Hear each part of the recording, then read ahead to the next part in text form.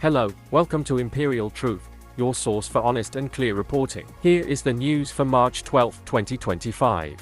Rodrigo Duterte, former president of the Philippines, was arrested by authorities at an airport upon his return from Hong Kong. The arrest was executed based on a warrant issued by the ICC, accusing Duterte of crimes against humanity related to his controversial war on drugs during his presidency from 2016 to 2019. His extradition to the Netherlands signifies a pivotal move towards accountability and serves as a stern warning to leaders who engage in severe abuses of power. Duterte's anti-drug campaign led to thousands of extrajudicial killings, primarily targeting impoverished urban males. Allegations suggest that vigilante groups and corrupt police were incentivized to carry out these executions.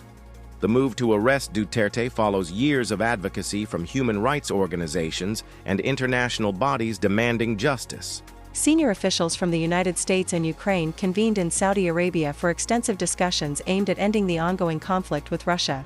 Despite previous tensions between President Trump and President Zelensky, the talks sought to build confidence and explore peaceful resolutions. A resolution for a 30-day ceasefire was reached, only Russia remains to accept the terms. Furthermore, the ban of aid to Ukraine has been lifted at this time. Ukraine proposed a one-month air and sea ceasefire, contingent upon Russia's agreement, with the prospect of further negotiations to follow. European governments have expressed support for Ukraine, urging the mending of ties with the U.S. to bolster regional stability.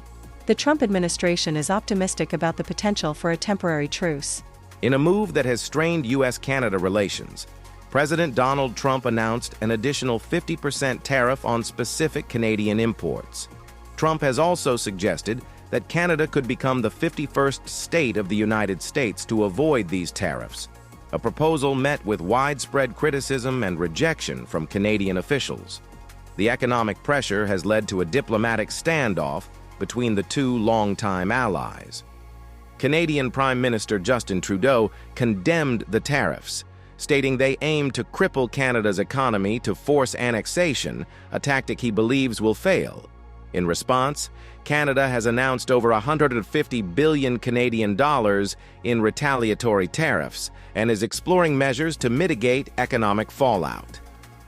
Public sentiment in Canada overwhelmingly opposes the idea of joining the U.S., with a surge in national pride and symbolism.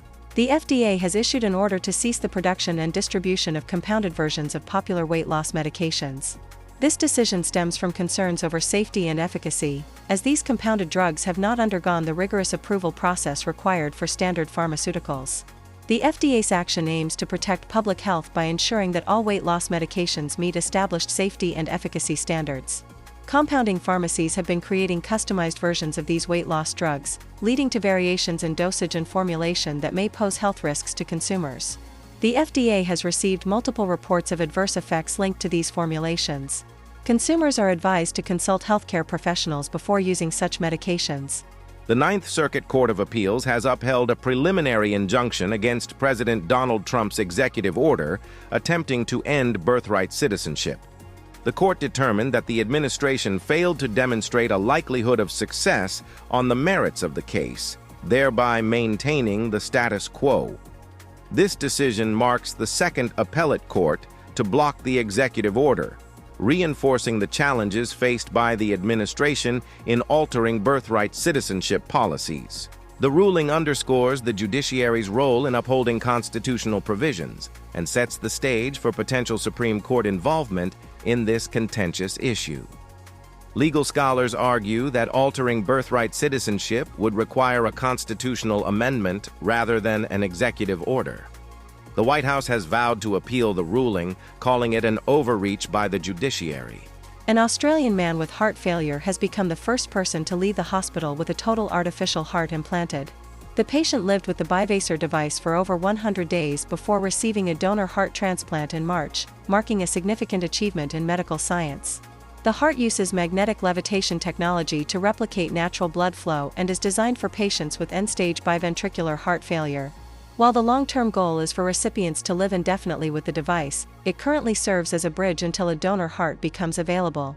The success of this case represents a pioneering milestone in Australian medicine and offers hope for advancements in heart failure treatment worldwide.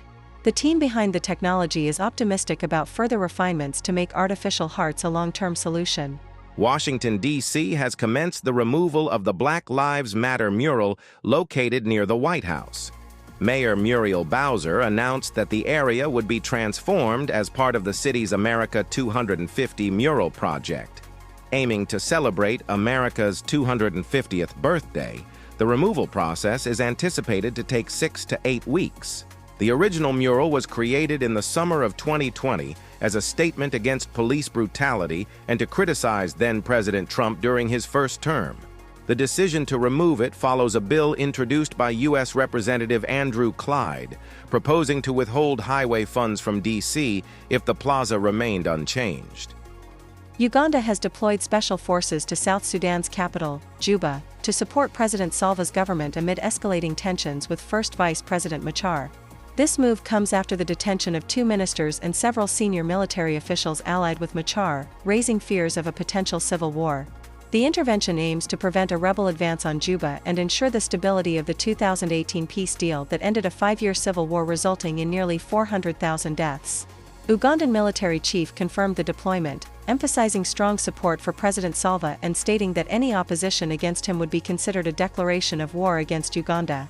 Opposition forces have condemned Uganda's involvement, accusing it of interfering in South Sudan's internal affairs. The African Union has called for diplomatic solutions to prevent further destabilization in the region. In a recent demonstration of support, President Trump hosted Tesla cars at the White House South Lawn. During the event, President Trump announced his intention to purchase a red Tesla Model S, praising the company's innovation and Musk's dedication.